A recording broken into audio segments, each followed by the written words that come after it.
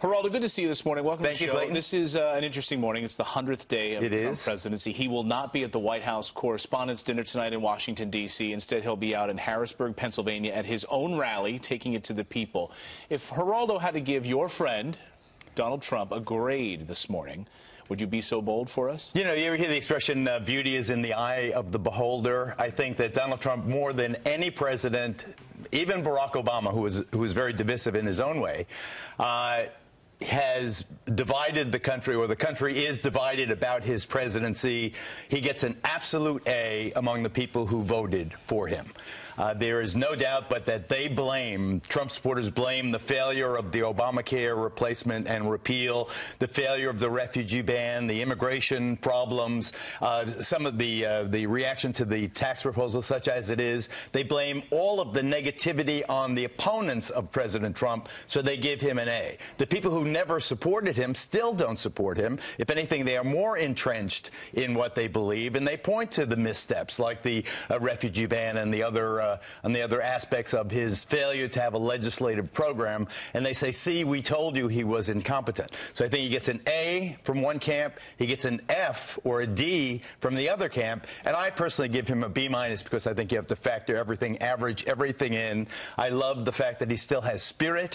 I love the fact that he has a competence enough that you can see reflected in this cabinet, that he has appointed an excellent cabinet. I think one of the ways he can make the next 100 days better than the last 100 days is to push some of those cabinet members forward. Let's see more of Rex Tillerson and some of these other, the Generals Madison. A lot of people say that political capital is what's, it's your heaviest in those first 100 days. Do you feel like he still retains a lot of that? Like he's got an ability to keep moving, he's got momentum, speeches now, is people in place, Congress sort of figuring it out, he's getting his feet underneath him on governing? You know, I joked, that's an excellent question, Pete, but I joked last night with Sean Hannity that what I would really like to see is President Trump and Chuck Schumer putting on hazmat suits if they have to get in the same room together and try to get some inkling, some scintilla of bipartisanship. Because well, they were friends before, right?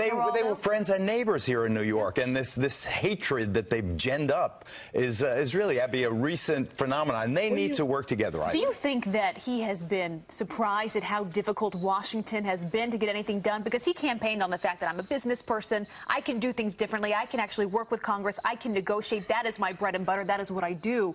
Now he's there. Is he realizing that the swamp is swampier than he even realized? Well, you know, when he was running for office, when he was running for the presidency, one of the things that really stunned and impressed me, I thought it was awesome, was his physical durability. The fact that he could, at 70 years old, spring up onto the stage and embrace the crowd in a very charismatic and energetic way. And I thought to myself, even on Inauguration Day, when he left the steps of the Capitol and marched down Pennsylvania Avenue toward the White House, I said, I could never do that. You know, we're similar in age. I'm relatively fit, but he had a kind of ebullience that deeply impressed me.